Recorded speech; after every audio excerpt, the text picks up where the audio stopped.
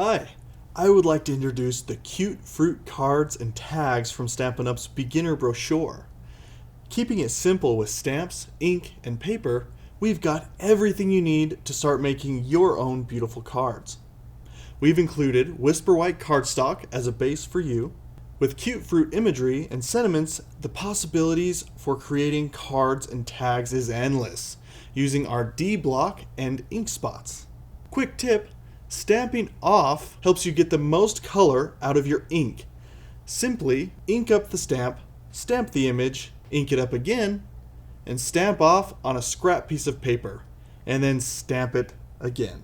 Classic Stampin' Spot assortment. Use our 8 ink spots in a variety of colors to bring those cards and tags to life. We set out to make it easy for beginners to start making cards. If you like what you see and you want to get started with a fun new hobby, you can get all of this by going to stampinup.com or by talking with a demonstrator.